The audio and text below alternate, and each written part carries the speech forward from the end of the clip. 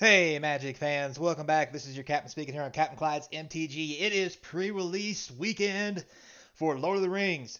Um, haven't been real excited about pre-release here lately, but I do think I might just go check this one out. Um, mainly because, well, I didn't buy a lot of draft and set boxes to open, just some collectors, and I'm gonna go over my reasons behind that and how I feel about the set here a little later. Not in this video, a later video. But while we're here, let's talk about things I think are going to have a serious impact and you should be on the lookout for if you're going to play limited format this weekend. So, before we get started, don't forget, comment, like, subscribe. I appreciate it. It keeps the space sponsor free because God knows YouTube puts enough video content of advertisement on my stuff without paying me. But anyway, moving on. So, remember, a lot of what this is going to be cards to look out for, cards to build around. Um, remember, if anything is a rare or a mythic, it's probably good enough to play, and there's no need to go over all of them and how busted they can be. Now, some of them in the set are really pricey. What I'm looking at is cards that are within the wheelhouse of a good mana curve, along with utility, and will get things done. And the select few cards that are not uh, mythic, maybe rare or less, that you can build around because they are that good. So let's start things off with a couple multicolor cards. First, this rare, the Balrog Flame of Undin, red, black, and 3 for a 7/7 trampler. Whenever a legendary creature an opponent controls dies, put the Balrog on a bottom of the owner's library. Yes, you will probably put this on the bottom of your library quite often. However, a 5 mana 7/7 is still absurd. Um, and let's be honest, there's ways to get rid of creatures that are legendary that doesn't kill them. And all you gotta do is make sure they're not in the way when this bad boy swings. Um, and you're in for 7. Like this seems like way too good of a card not to play as a rare, even though it has a big drawback. Just remember, if you're gonna play this card, make sure you have ways to kill things that are not only killing, but also to remove them without killing. Because once you get them on the battlefield, the last thing you want to do is start zapping the legendary creatures off the battlefield and flipping them underneath your deck. So, but still, powerful card to look out for. Yeah, just be careful. Next, we have probably one of the best uncommon spells that is multicolor. Arwen, the Undominable. Blue green for a 2/2. Whenever you scry, put a +1/+1 counter on target creature. For 6 mana, she scries 2.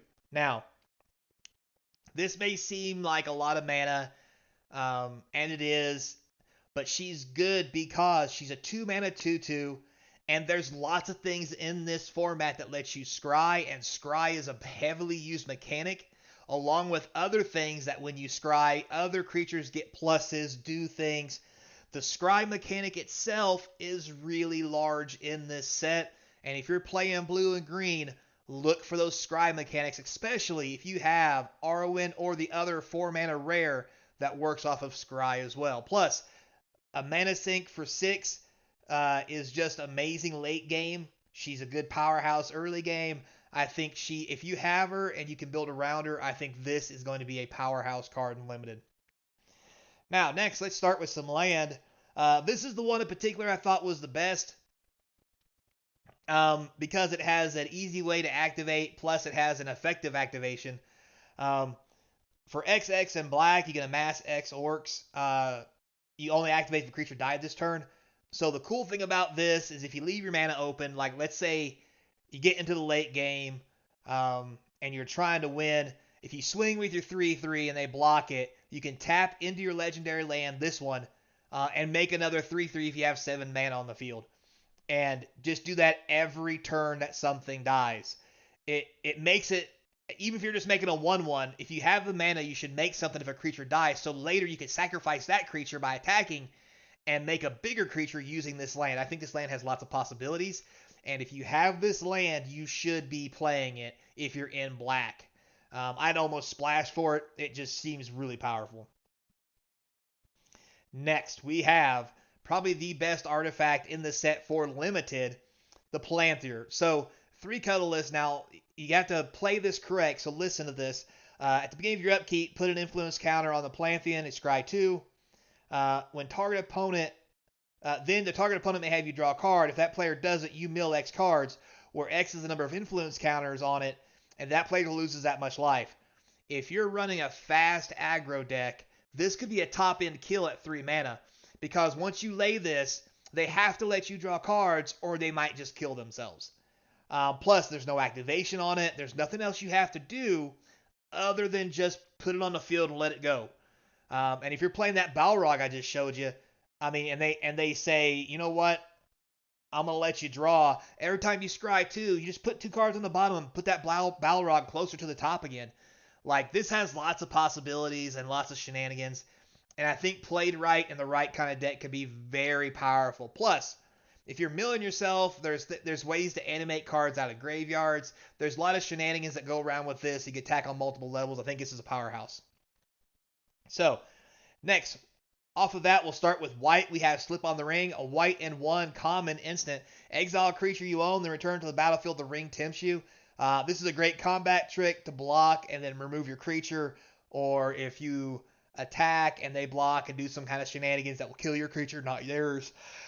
Again, remove yours from combat. You can attack with a tapped creature, and then when they swing, use this to take it out of the battlefield, put it back into play untapped.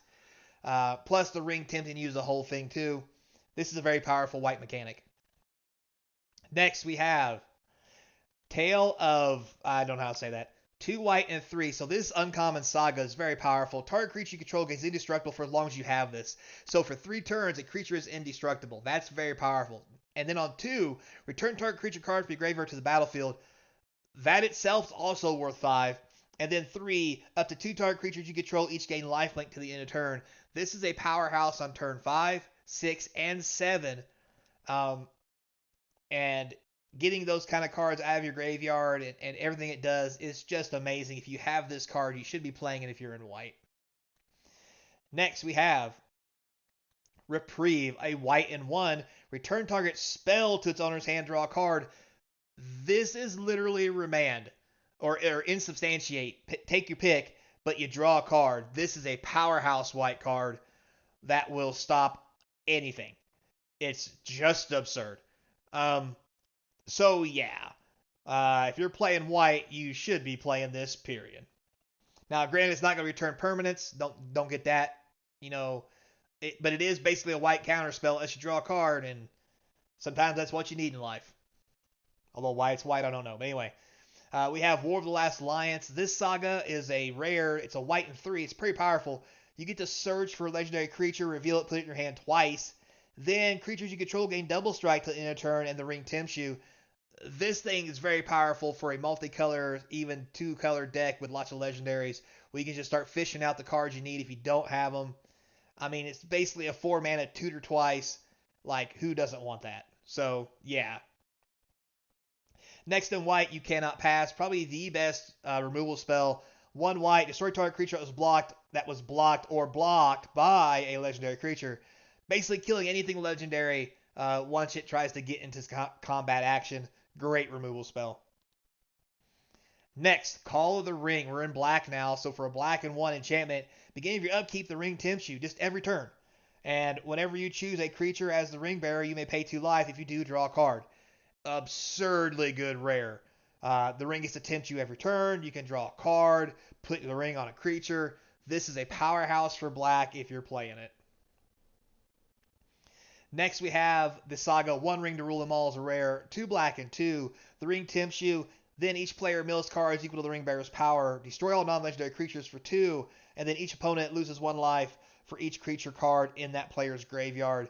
Very powerful. The ability to have a board wipe. It is kind of a static ability that you see coming, but sometimes that doesn't matter. Because if you know your legendary creature is going to die, just block with them, or non-legendary is going to die anyway, you block with them for the turn, and then just kill everything the next one. So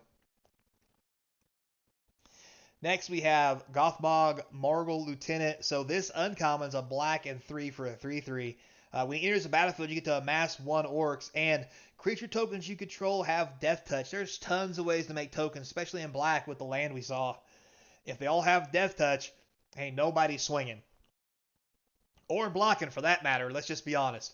Um, and if you can make a token every turn when you swing with your Death Toucher or block with your Death Toucher, this combos amazingly with that black land. So next we have in red, Fiery Inscription, probably the most powerful red card I could find. A red and 2 enchantment. It says when it enters the battlefield, the ring tempts you. Whenever you cast instant or sorcery, it deals 2 damage to each opponent. This is basically a Gutter Snipe with a ring temptation in red. Um, if you've got the red to do the damage and go to the face, this is just going to make it that much harder for someone to hold you off. Because once you get to the point where you can't attack because of blockers, it doesn't matter what instants or sorceries you play, you just zap them in the face 10 times. All it takes is 10 instants and sorceries if you haven't touched them once you play this to win the game. Combo that with maybe blue or some instants in green or even the white we saw, it becomes very easy to kill somebody with this. Next we have for green, Chance to Meet Elves, a green and 2 for a 3/2 elf. This one is whenever you scry, you put a +1/+1 counter on it once each turn only. But we saw the blue-green card. Blue and green has amazing scry abilities, and this thing can get big quick as a common. And if it doesn't get any bigger, a 3-mana 3/2 is just fine. Next, we have also Elven Farsight in green. 1 green, scry 3. Then reveal a top card of your library. If it's a creature card, you get to draw it. How could it not be when you're looking at three cards at the top of your library? And if none of them are creatures, the fourth one might be. Heck, who knows? But yeah, this is an amazing common, especially the sorcery. This is the best turn 1 play you can have because it will tell you what your next 3 turns will be, and that's almost like cheating. I just don't know what to say. Next in green, we have the Mirkwood Spider. 1 green, 1/1 Death Toucher. It's removal. It's good. It doesn't get any better. Plus, if you have other spiders, this gives them Death Touch too. So, yeah, spider up, boys, because it's going to be a Death Touch city. Next, we're in blue now. We have Birthday Escape. Draw a card, the ring tempts you. This is an amazing turn 1 play. Plus, it lets the ring tempt you if that's what you're trying to do with your deck. It's 1 blue. Doesn't get much better as a common. Next, we have Lorien revealed 2 blue and 3, draw 3 cards, island cycling. So this card is representative of every land cycling card in this set. If there's a card in your color that has land cycling, island, mountain, plains, whatever, you should be playing it no matter what. Because the worst thing that's going to happen is early game, you're going to cycle it to go get what you need. Excuse me.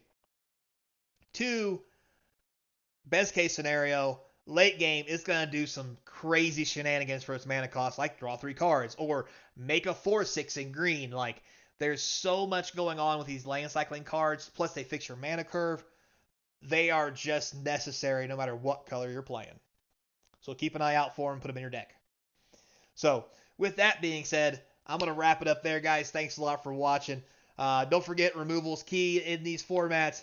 But also so are bomb cards and how you manipulate your decks. So at the end of the day, I hope this helps out a little bit.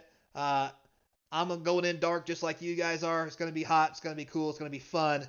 I'll show you what I pull if I do manage to make it to the pre-release. So until next time, be kind, and I hope to see you maybe at the pre-release. Hell, who knows? Across from the game table.